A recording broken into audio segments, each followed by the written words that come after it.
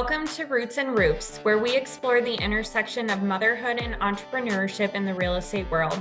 I am your host, Mackenzie Shelton. Join us as we dive into the unique journey of balancing family life with owning a thriving real estate business. Each episode, we will uncover inspiring stories, practical tips, mindset conversations, and expert insights from others who are carving their paths in the real estate industry.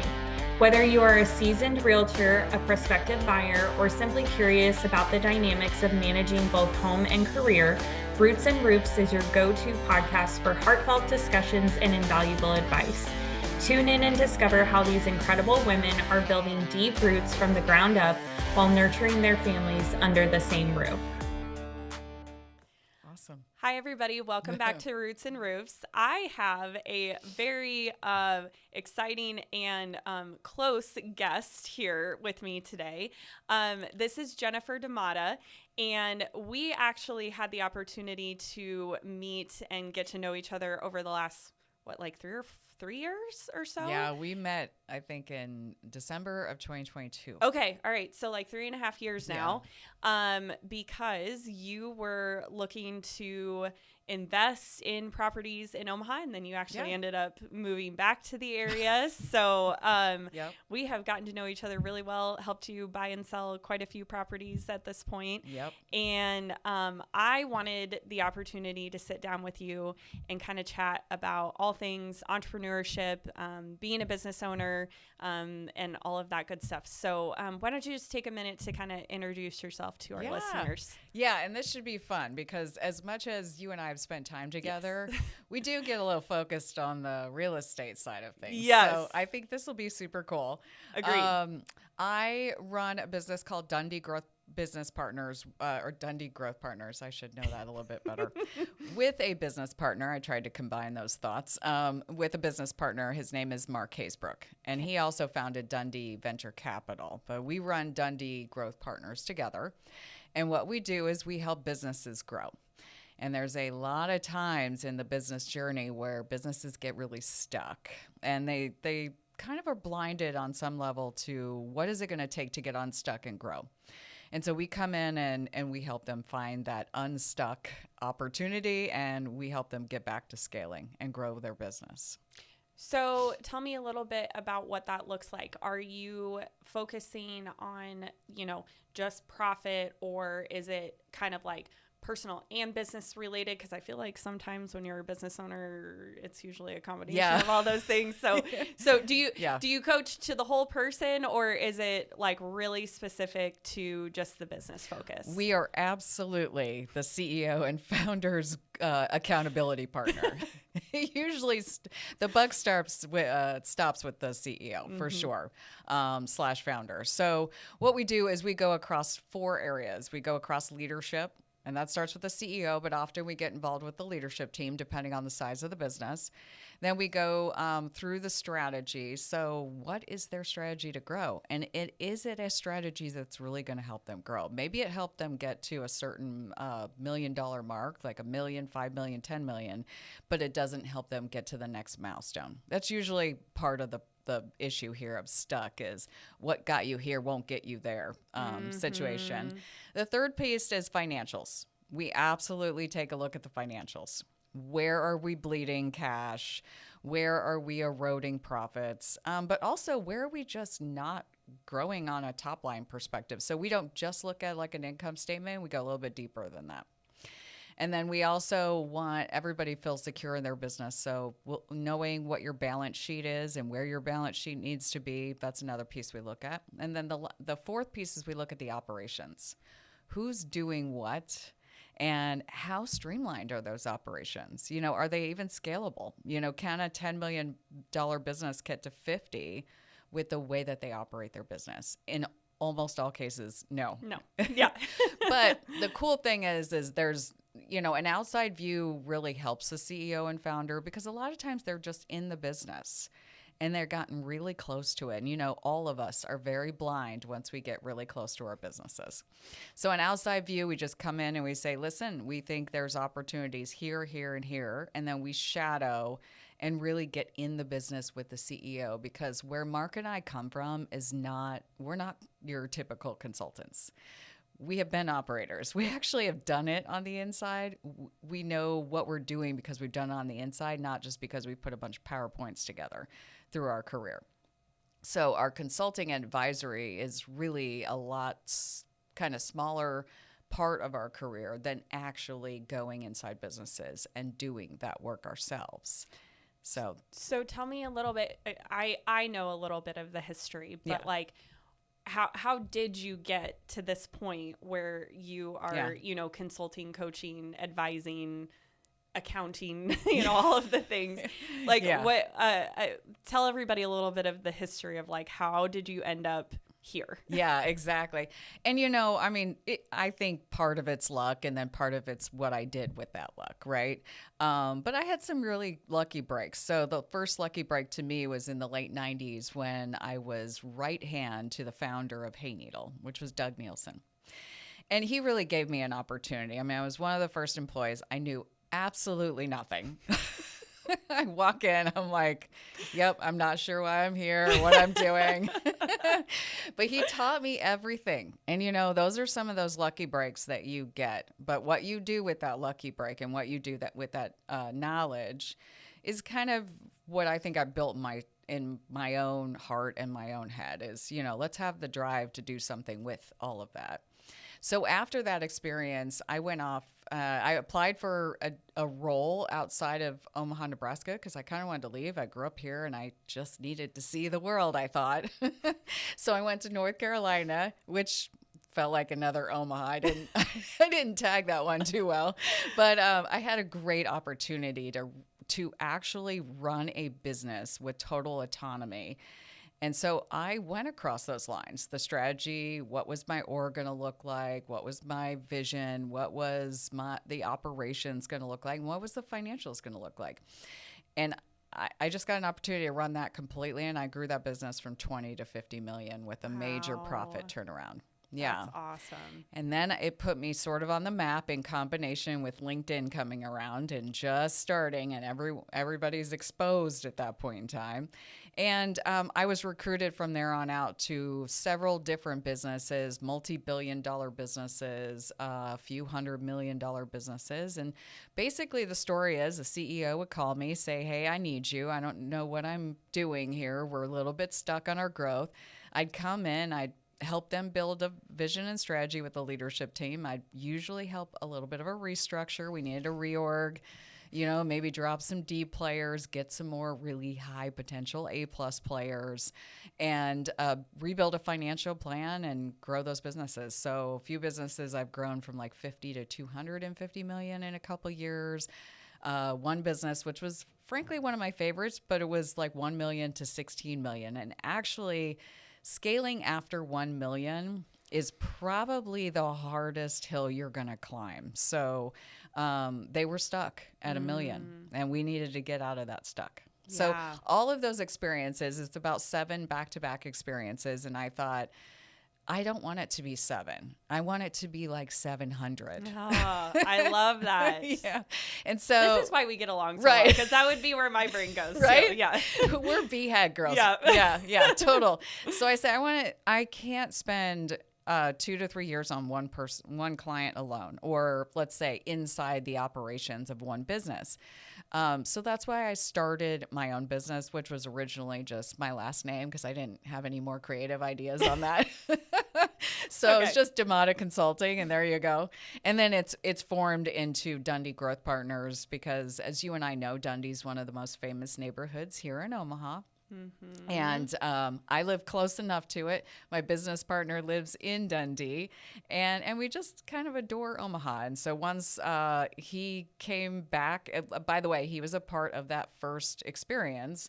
He was also one of the founders of Hay Needle. Okay. So he kind of came back into the picture, and we had met on a video call over a different topic.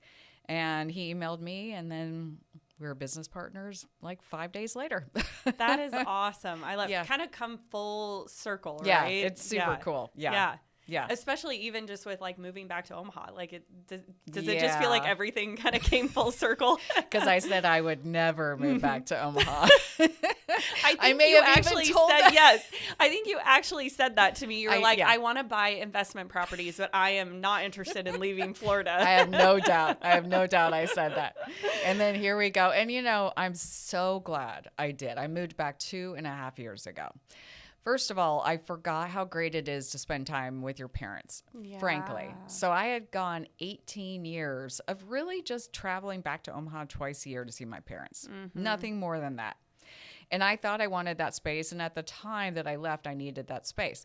But now it's different. I'm different. They're different. And we spend a lot of time with them, which is really great. That is awesome. Yeah. That is awesome. As someone who does not live near her parents, my parents left me, okay? But as someone who does not live near her parents, my parents always listen to my podcast, so they'll get to hear this. It is hard. Yeah. Sometimes like I was just in Dallas this last weekend for my brother's wedding, and got to actually spend, time with all of my family. And it was like, oh man, I wish I could do this more. So yeah, I get it. Yeah. And you got all the kids. I cannot believe it. I know. Well, all those cute kids. I know. My brother also has 4 kids. Oh, really? My other brother has 1 kid, and I'm sure they're going to have a couple more. And then my last brother just got married, and they all live in Dallas. So that's why my parents moved down there. So wow. Yeah, it's okay. I understand the choice, but it's okay. Well, yeah. And it makes, sometimes that's just the way it is. Like I have the old kid. So mine will be 30 this year. I have the old one. No way. Yeah. Caitlin will be 30 this year. Oh my gosh. Excited. Yay. But 2 of my 3 brothers that have kids, they're all like super young, in the house in a elementary school. I'm like, I do not miss that one. No. So, it's been 11 years since she's even been in my house. It's frankly, it's nice. Yeah. Well, I know I'm about ready to have my first one graduate. I know. Yeah. And then I still have a 4-year-old at home. Right. Jack and I are like, man, so we did not really plan this out very well. Yeah, but it's you okay. needed the girl. We did. You needed the girl. Yes. Yeah. Okay. So, kind of tell me a little bit about like, what are some of the things, maybe reoccurring themes that you see when you go in to work with leadership, or even, just the CEO themselves of the business? Like, what are some common problems that you just see over and over again? Yeah, that's a great question. Okay. Number 1 is it's almost always a founder dependent business. So the They're the holdback, bottleneck. Yep. Yeah. The holdback is the founder. And they're usually the CEO, right? They're not going to step aside and let another CEO come in, but they are definitely the bottleneck. So that is one thing. That's why I say accountability partner, because we have to work very hard with them to get them to not be the bottleneck. That's the first operational scale issue. You're not scaling your business until your business is not dependent on you anymore. Yeah. The other part of that is that they're in the business too much and not on the business. So they're usually missing a strategy for the next phase, the next milestone. And what they tend to do is they look at the past and they're like, ooh, that really worked, or that was a success, or I was happier then, or whatever. And so they're trying to like go back and reapply things that they feel like would be successful towards their future. And they were successful before because of the phase they were in, but they're not successful. So we kind of have to walk them through the why on that. Right. So that founder dependency is usually the big problem. The second issue is they're not led by financials. So they're not using financials as decision makers, as opportunities to see if a certain strategy is or is not working, or if there is an opportunity for a new strategy. They don't center themselves on the financials and figure things out from there. The financials are some sort of off the, like, we're in America here, and let's say that's our business. It's over there in Europe. Oh, yeah, that's nice. That looks cool. Like, and they're just looking to the side going, all right, my profit was that. Okay. Right. Or they kind of like bury their head in the sand and they're like, I don't even want to know. I don't want to know. Yeah. Yeah. Actually, that's funny you said that. I shouldn't go that far as to say that they don't they even look at their financials. Most of them don't even look at their financials. What I usually ask at the beginning is, can I see your income statements? Half of them shift me to their accountants, and the other half say I don't have one. And I'm like, oh, okay, well, it's normal. It really is normal. I said, well, how do you know your business is like doing well? They pull up their bank account to look and see if they have cash in their bank. Now, because this is so common, it just doesn't even fluster Mark and I. We're like, okay, that's where we are. That's okay. You know, we know how to take really a founder who's there. So I don't want anyone listening to feel ashamed, because that's pretty normal. A founder who is right there, and we get them to understand their income statement and how then to use the income statement to make better decisions for their business. That's part of what we do. Yeah. Yeah. That's really good. I like that. I'm very fortunate being a part of the brokerage that I was a part of for 10 years. They are like very focused on financials and being very transparent about it and everything like that. I mean, there are some years where I want to bury my head in the sand and not look at anything, but you know, you kind of have to. So yeah, absolutely. Well, you learn it's just better to know. Yeah. Right. Absolutely. Our fear comes from the unknown. Our fear does not come from looking at a P&L and seeing negatives. The fear comes from not knowing at all, basically. Right. Yeah. Absolutely. So what do you think are common trends that you see amongst like the businesses that you work with, as far as like, I want to say like kind of maybe employee related, or like, I don't want to say like toxic business culture, like, you know, like what are some of the common problems that you see that are maybe more like culture related, that are affecting the actual growth of the business? Yeah.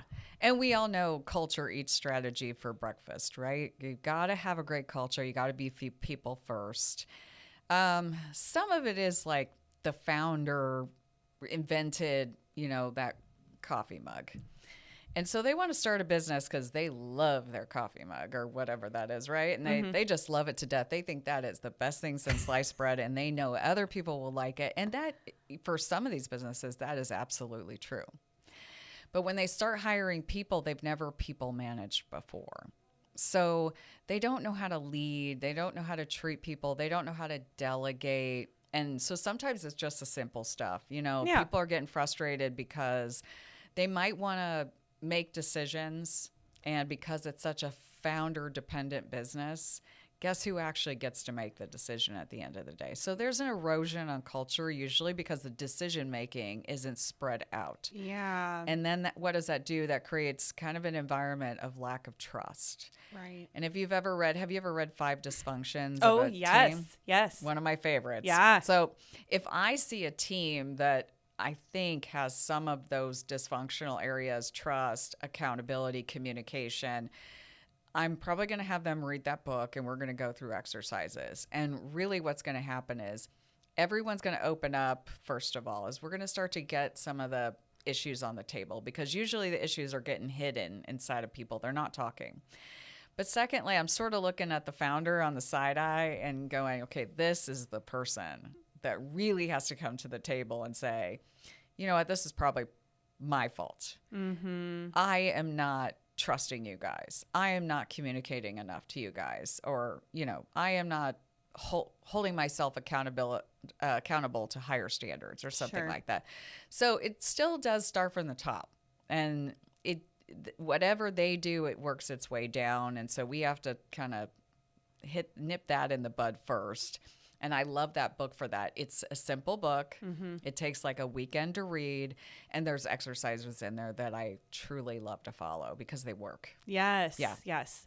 I read that book a couple years ago, and that was a really good one to read, even just as like an owner of a real estate team, right? Yeah. Technically, the people that work for me are independent contractors, and yet I am leading them, so I need to make sure that things are functioning in that regard. And I think it's always a work in progress too, because just as soon as you think that you have all of those things in place, maybe you add new team members or you know, grow in profit, or, you know, you want to go in a different direction with things. And it's like, okay, now we have to like kind of start all the way back over. So, yeah. You know, the other thing I see is that there's almost always one toxic person. So, right. It's so true. And we don't want to get rid of that toxic person. And here's why. That toxic person is almost always the first person who came in the door and helped us get this business started. So we're really loyal to that piece of it, and we struggle to let them go when it's time to let them go. Yeah. Yeah, it sounds like you know. I do. I see it all the time. And I feel for founders, like, you know, you're trying to start a brand new business and you're just going to pull on anyone who's going to help you get started. And when that person comes in, they actually did a lot of work, but now you add other people to the mix and they do not operate well with other people. It's probably time to let them go. I can't tell you how many times I go into a founder, I interview the leadership team, I always see the one, and then I bring it up to the founder and I say, you know, this one seems to be struggling to operate with the rest of the team. What do you think? I might be seeing this wrong. Mm-hmm. Like, yeah, I've seen that. I've been seeing that for months now. Always. They know. Yeah. They're struggling with doing something about it. And usually we have to kind of work on, like, they can't get rid of them next week. We have to work on a little bit of a longer term plan, or at least give them an opportunity to recover. Mm-hmm. Performance improvement plan of some kind. Yeah. But almost, I don't know, 85% of the time, you're usually letting that person go in 12 months. It just is what it is. It is. I have actually been there. So, Hey Needle, I was one of the first employees. And I remember Doug came into my office probably a year and a half into this. And he had a great talk with me, and I decided to pipe up and change my ways and delegate to the team and trust the team and just do all the things I need to do to level myself up. Mm-hmm. But that's rare. Yeah. Yeah, that's just rare. No, absolutely. Unfortunately, I've had to put my, you know, performance plan on a handful of people over the last, you know, 7 years or so. And almost always they choose to step out instead of step up. So, yeah. And, you know, if you keep them, it will kill your business. I don't think people realize this. It will kill your business. Yeah. Yeah. Yeah. So that is something you have to take care of. Absolutely. I agree. Yeah. So, kind of leading into that, do you think that when you look at like a leadership team, if it's, you know, I don't know, a director of operations, you know, I don't know, HR person, whatever it is. Yeah. Who do you think are like kind of some of the key, or maybe the positions that are like key to making sure that you have the right person in that position to help your business grow? You mean what types of positions you need? Yeah. I think for a business that's large enough to be able to afford a leadership team, you know, they've got to have a strong ops person, a strong salesperson at a minimum, maybe a strong talent development person. But I think that comes with maybe the next phase. I mean, you've got to have enough people to be able to kind of warrant a 40-hour-a-week talent development person. Mm-hmm. Other of these can be fractional. Like you can take on a fractional human resources person or a fractional CTO, fractional CFO. Although I bet my business, I can hear him right now in my ear. He's like, no, you need a CFO for sure. And that might be true, but I would say you at least need to cover ops and sales. Mm-hmm. Because you've got to cover the inside. How are we operating on the inside? And then you have to always go, you know this, you've got to always go acquire new clients. Mm-hmm. That's just reality. It doesn't matter what the business is. Sell a product-based business, service-based business, whatever it is, B2B, B2C, client acquisition and retention are critical. Yeah.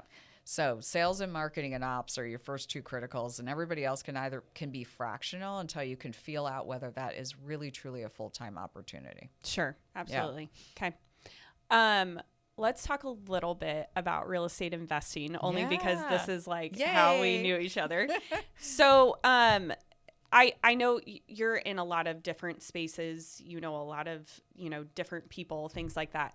What made you decide to take the leap into investing in real estate? And like, was there somebody that was like influential in helping you decide to do that? That's a good question.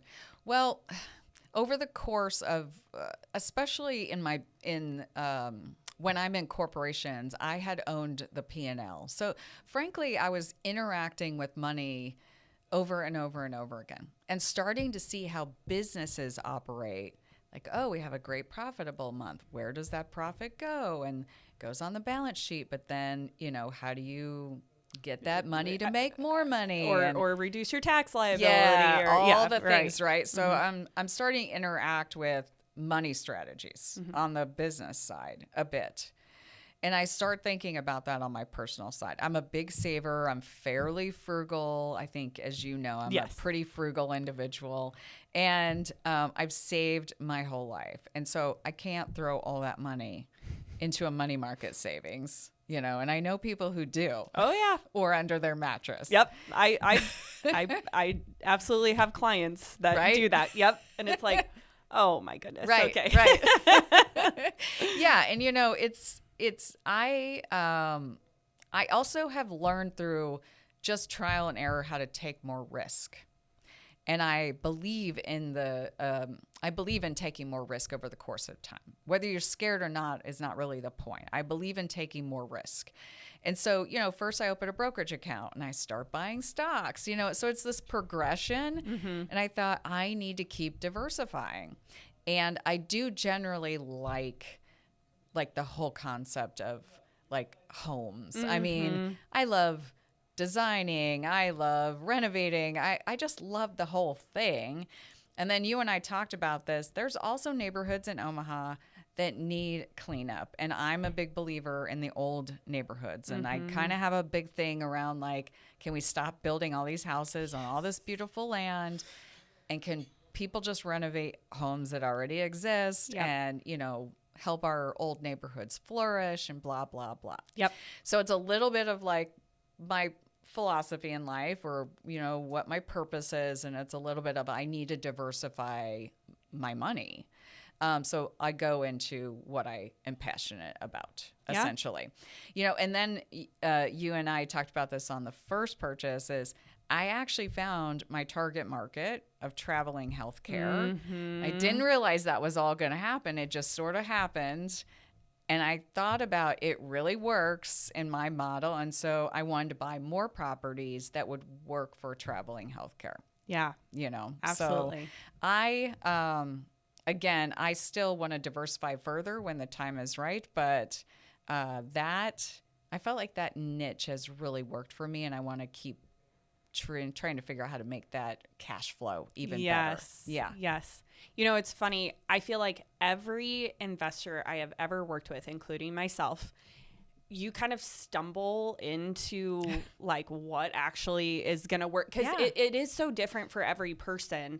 Every single investor I've ever worked with, they're all doing something different. They're not all like, there is not a cookie cutter way to invest in real estate. Yeah. Myself, for instance, I think I've talked about this on the podcast in the past, but like we stumbled into like buying properties in small town Iowa where the actual cost of the property is very, very low. Obviously, because Jack can do a lot of the renovation, like the cost for the rehab is really low for us. And then actually what we're making per month, you know, for our margin on a rental is huge just because we're willing to go a little bit further out where a lot of investors are not purchasing, right? And you figured out the traveling nurse thing. And, you know, I've got another investor that has kind of done the Burr method you know, buying something. Really, they're like using their own personal home as a line of credit, you know, buying these things, renovating them, and then turning it around and, you know, cashing out on it and either renting it out or, you know, selling it, you know. And it's like everybody can do something different. I love that is what real estate allows people to do, you know. Yeah. It's so much fun to be a part of it. Because I have attempted flips, and I don't know that I feel too good about those, but it's what you put into it. Yeah. So I think I've learned, and I would know how to do a better flip next time, but I do not have the time or the desire to invest that way right now. Yeah. And so, but I do continue to have the time and the desire to take the properties I do have and try to make them cash flow better. Yes. So I think it's also kind of anything in life to me is I think you have to try 5 things to find the one that you like or the one that works for you. The environment that you feel like you're going to be passionate about, you're going to invest the right amount of time in, and you're going to have the right resources, frankly, to be able to do it. And then figure out real quickly the other ones, because you got to get rid of them quick before they suck the wind out of you. Yes, exactly. And all the money, right? Yeah. I mean, I love the 2 flips I did. Yeah.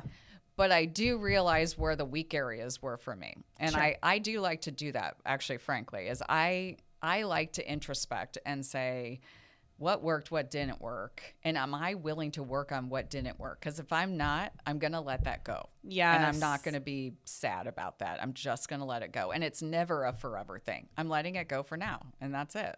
You could apply that to anything in life, Correct. right? Yeah, absolutely. Correct. Yes. Absolutely. Yep. I love that. It's a good question for founders, too. What do you like to do? What gives you energy? What drains you? And so what we do, Mark and I, is we ask those 2 questions. And what ends up happening is we sometimes find a better role for that person, because sometimes they're in the wrong role themselves. Mm-hmm. They're CEOing, and they actually should probably be a chief product development. Sure. And find an outside CEO, because their CEOs have a job. It's a job like any other job in the whole company. If you can't do the job, then don't do it. Don't stress yourself out. Find somebody who can. Mm-hmm. Plenty of founders have actually sat in roles like product development or chief marketing officer or things like that, because they just don't like that CEO role. Yeah. But it takes, going back to the question, is like, what gives you energy, what drains you, and try to lean into the energy side, but get real about it. So self-awareness is like a big thing we help founders with, which some of them, most of them love. It takes a while to love that, because, frankly, looking in the mirror is a little hard for all of us, when you're faced with shit. Like, what happens? I'm not really a good CEO, and they're freaking out in their head going, I thought I was supposed to be. I'm the founder. I'm supposed to be the CEO. It's like, really? Would you want to do the job that drains you or want to do the job that excites you? I mean, you're still the owner at the end of the day. For real. Yeah. Yes. Yeah. Oh, that's, I love those 2 questions. Like, that is so good. Yeah. It's good to ask to anybody. Right. You could ask your whole team. And it also just helps you understand, are people in the right seats on the bus? Because people don't stay in jobs forever that drain them. People stay in jobs forever that give them energy. We all talk about salaries and promotions and titles. That's not really why people stay in jobs. No. They stay in jobs because they feel like they're serving their purpose. They're completely fulfilled. And then, yes, supplementary is getting a good salary and having a great title. And, of course, having a wonderful boss. Absolutely. Which I know you are, because I see it all over Facebook. Your team loves you. And it's really inspiring. Oh, thank you. It's very inspiring. Thank I love you. it. I really appreciate that.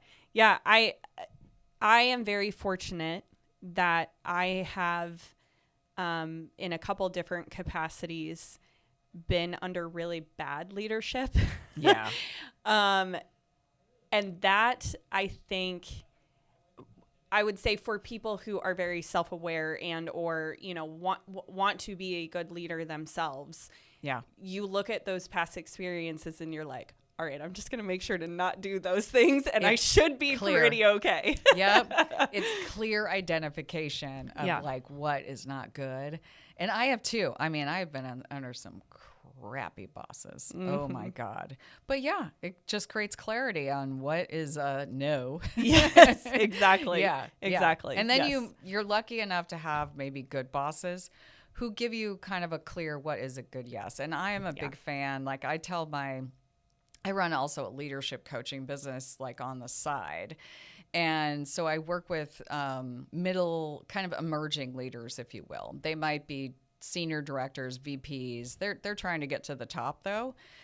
And what I often tell them is go find the most influential person in the room, because that's probably the person you're going to want to observe and take examples of. What do you like? What do you think you could grasp onto as far as what you could do that is somewhat replicates what they do? Yeah.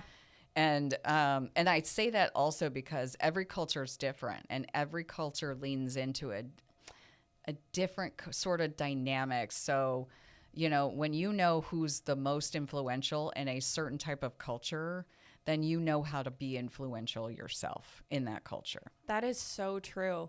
It's funny. I have talked about this on previous podcasts. I had the opportunity a couple of years ago to join basically a leadership group that is run by she doesn't sell real estate anymore, but she is like real estate guru, super high level, but she has been personally mentored by John Maxwell for like 28 years. He's got a leadership program. Yes. Mm-hmm. And so she actually kind of created her own, he had this like leadership he called it the inner circle, and she created this whole thing, for people that were kind of in her world. And then we also get like mentored by him and like have coaching sessions with him and all these things. And that has actually been, I would say, for anybody who's like listening, who either is running their own business, wants to start their own business, is, in the trenches of doing those things, like go find a group like that then makes you a better leader, or find a leadership coach like yourself, who can help with those things, because that's the only way that you're going to grow. Because I think you mentioned it earlier, like you don't always see all of your own blind spots, and so you almost need somebody from the outside saying like, this is probably where you're weak. And also, like, just even being in rooms where people are having those conversations can make you self-aware of that. So 100%. Yeah. Two things on that. So one is Maxwell Leadership has a great podcast, and I use Maxwell Leadership's 5 levels of leadership in my coaching program. I've sort of picked off the best things that I like across my leadership development. Absolutely. So I'm a big on StrengthsFinder. I'm huge on StrengthsFinder. I do also like to match it with Myers-Briggs, now 16 personalities, because there's a piece of that that's like, listen, this is how, if you didn't even think, this is how you would intuitively respond to things in life. Sure. Is your personality. Mm-hmm. And then Emotional Intelligence 2.0. Oh, I haven't heard of that one. Yeah, by Travis Bradberry. Okay. He has the book and then the assessment in the book. So I have all of my leadership clients take that. Sure. But throughout the course, I do have them evaluate themselves on the Maxwell leadership levels. And a lot of them are in the 2. Well, they think they're in the 2 and the 3 range, and then I end up putting them sort of sometimes in the 1 and the 2 range, sure, kind of thing. Yeah, because it's 1 to 5. I don't know if you've seen that, but I have. It's amazing. Yep. So the other piece of what you said is so important, and that's actually where I started. I was so unaware, and I had gone into a business, and they said, "Listen, we believe in you, but we're going to get you an executive coach." And I thought, okay, what does that mean? I don't even know what an executive coach is. Am I failing? Okay. I'm going to tell everybody right now, because I've been in large companies, medium companies, small companies. If somebody's going to get you an executive coach and pay for it, trust me, you are okay. But they believe in you. They believe in you because they're investing in you. Executive coaches are not cheap. They believe in you. They invest in you, but you're going to have to come to the table and make changes. So I think it's a very good thing on the front end when people hire executive coaches. Mm-hmm. Now, it taught me that I do have blind spots, that I'm not always capable of seeing the areas that I am not doing well in, and that I need that accountability coach. Yeah. I remember the first thing she told me to do was, I want you to go into meetings and I want you to observe your body language. Okay. I didn't even know what that meant. So her and I were going back and forth for like 3 months. I'm like, I don't even know what this means. What am I supposed to be doing here? Yeah. So she comes out to where I am, and she basically shadows me for a week. And then she shows me what my body language is. And some of it was fine. Some of it was terrible. And you're like, some of it was like, oh God, I had no idea. Yeah. Like I squinched my whole face up when somebody else talked, and that's not right. Like I need to create a calm environment. I need to keep my facial expressions like pretty steady until I'm really understanding what that person's saying or have a better, clarity seeking to understand. But I thought, what a great exercise, because you can't see yourself. You don't know you're doing all those things. No. But once she pointed it out, then I kind of started feeling my facial, like then I could figure that out. Yeah, you were self-aware then. You're like, oh, yeah. Yeah. Yep. Mm-hmm. So highly recommend Coach. Mm-hmm. Highly, even if it's for 3 months. Yeah. I mean, get one so that you're just able to have a better self-awareness. That's the starting point. Yeah, I agree. Absolutely. I have one question for you. Yeah. What has been like the worst business that you've managed to bring back from maybe the brink of death? Yeah. Or you would have thought they were dead, and yes. you're like, how are they still alive? Yes. Yeah. So very recently, I reached out to a female founder that did not know her income statement. Yeah. I asked her, and she said, I don't know. Check with my accountant. I said, well, no, I'm checking with you. So she was one of those ones that brought up her bank account and said, I am wondering because my bank account has been dwindling this whole year. And I said, well, let me help you put a income statement together. Let me help you put a profit and loss, and we'll take a look. Okay, she was doing really well. She was on the Inc. 5000. She was a $6.5 million business. And she was profitable until that year, which was a couple years ago. And when I pulled her profit and loss, she was losing $50,000 plus on the bottom line every single month. No. It was bad. So we started working together. And in 2025, let's see, 9 of the 12 months, and part of the other ones were just because of inventory issues, we were up on revenue and in the black on profitability. And it was me working with her to get disciplined, understand her income statement, make better decisions, all the things we just talked about. Basically, that's what did it. And then from there on out, she was addicted to the income statement, which I love to see. That is awesome. Yeah. Oh, that's It was so a cool good. turnaround. Know your income statement inside and out. And if you don't know, call me. I'll help you. It doesn't, I'm not going to sit here and charge you $300 an hour. I will help you figure out your income statement, what it means, what it says, all that kind of stuff. I'd be happy to spend an hour with any founder that would, reach out to me and say, I need some help. But I would highly recommend learning your income statement. I agree. Yeah, that is, it kind of all starts with finances, right? So, Yeah, absolutely. Well, and it's my specialty, so Sure. I feel like I could do a good job helping founders in that area. Okay. Yeah. We'll make sure to put in the show notes your website information so people Great. can find you. Yeah. Do you want people to follow you on social media too? Oh yeah, I'm a Okay. LinkedIn girl. We talked about Oh this. yes, that's right. I'll put your LinkedIn out Yeah. there, Instagram, all the things. All Okay. the things. Yes. All right. Yeah. Well, Jennifer, thank you so much for coming on Thank you for and having me. imparting some of your wisdom on Yeah. everybody. And fun. I can't wait to help you, buy or sell your next house. So. Oh yay! Awesome. All right. Thank you so much for listening to Roots and Roofs podcast today. If you loved today's episode, please let me know. I love hearing from you on Instagram and Facebook, so feel free to send me a DM or tag me in your stories so I can share it too. If you're looking for more information about today's topic, please visit my website, mahoganyacres.com, and all of the information that is listed in the show notes below. Until next time.